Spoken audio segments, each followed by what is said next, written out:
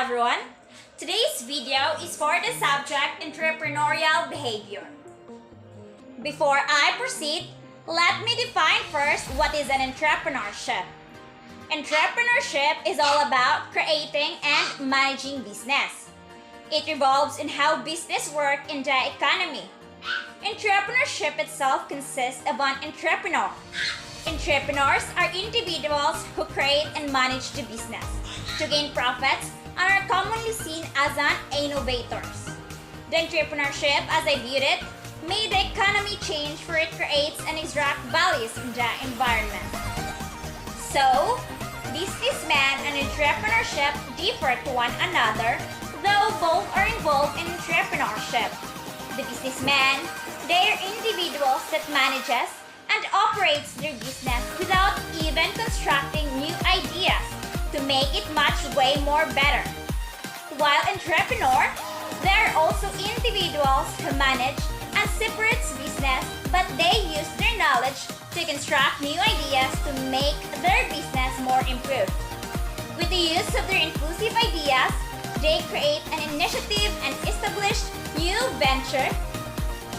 The businessman is somewhat similar to entrepreneurs, but there is a big difference to both. The entrepreneur became market leader, while businessmen are only a market player in the economy.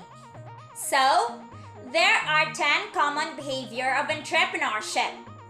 And as an entrepreneur in the making, we should act to possess this behavior and qualities.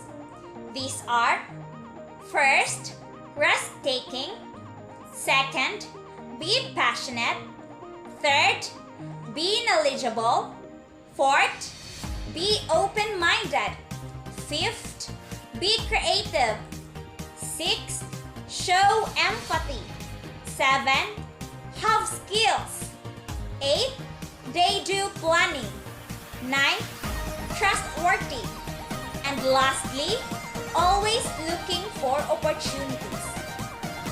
For the risk-taking, it involves a lot of things. Entrepreneurs have a differentiated approach towards risk. Good entrepreneurs are always ready to invest their time and money. Entrepreneurs are passionate. Passion acts as a driving force with which all entrepreneurs are motivated to strive for better. It allows to have the ability to put in those extra hours in the office, which can or may make a difference. We all know that knowledge is a guiding force when it comes to learning the competition behind. New bits and pieces of information may just prove as useful as a newly devised strategy. He or she should know his or her strengths and weaknesses so that they can be worked on and can result in a healthier organization. Next behavior is being open-minded. Open-mindedness provides a new perspective towards a particular aspect. Open-mindedness also enables us to know and learn from that competition. Next is be creative. Creativity helps in coming up with new solutions for the problems at hand and allows one to think of solutions that are out. For the next behavior, being trustworthy. Trustworthiness is a moral value considered to be a virtue. A trustworthy person is someone in whom you can place your trust and rest assured that the trust shall not be betrayed. Next behavior is to show empathy. Empathy is the understanding of what goes on in someone's mind. This is a skill that is worth a mention. A good entrepreneur should know the strengths and weaknesses of every employee who works under him. For the skills, entrepreneurs should possess relationship building, hiring and talent sourcing, and lastly, team strategy formulation. Planning. Planning is one of the most important characteristics of an entrepreneur. It basically sums up all the resources at hand and enables you to come up with a structure and a process for how to reach your goal. For the last common behavior of entrepreneurship, looking for opportunities. A good entrepreneur will always know this.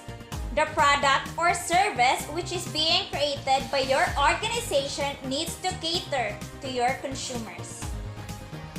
Now, there are factors affecting the culture of organization. These are gender, region, organization strategy, industry, leadership, and employees. Anyway, how an organization live longer? For an organization to live longer, they should strive to achieve their objectives.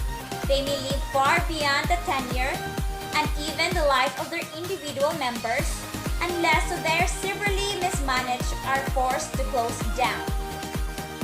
When can we say that organization is a powerful tool for human beings? Like for example, they may be organizations that run by less 10 people such as caterer who serves hot soap and diet snacks to the health-conscious people. Why divisional structure are very important for organization. This department operate as small organizations under a large organizational, divisional goals prescribed by organizational policies and plans. There are different roles and functions of line staffing of organization. We have two, the general staff and specialized staff. Under specialized staff are advisory capacity, service capacity, and control capacity.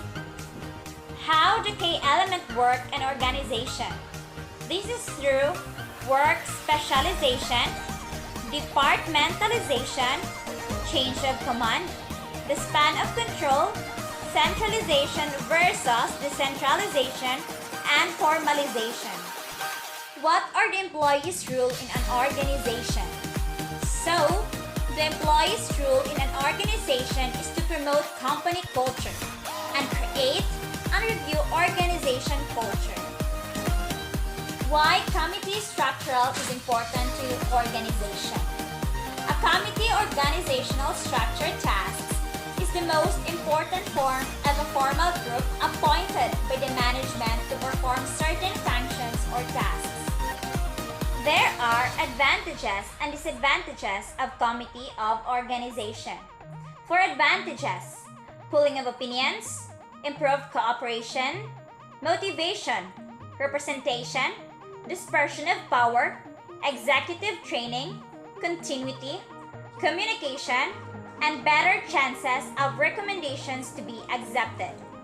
And for disadvantages, time and cost, compromise, personal prejudice, log ruling, the strain on interpersonal relations, and lack of effectiveness. Again, those are the advantages and disadvantages of committee of organization. Now, I have here a design or a sample layout of organizational structure in a certain company. It shows that from the top, which is the CEO, down to Vice President in Finance, Vice President in Manufacturing, and Vice President in Human Resources. For the Vice President in Finance, have Chief Accountant and Budget Analyst. For the Vice President of Manufacturing, have Plant Superintendent and Maintenance Superintendent. And for the Vice President in Finance, have Training Specialist and Benefits Administrator. I hope you've learned something today. Again, this is Trisha, your future and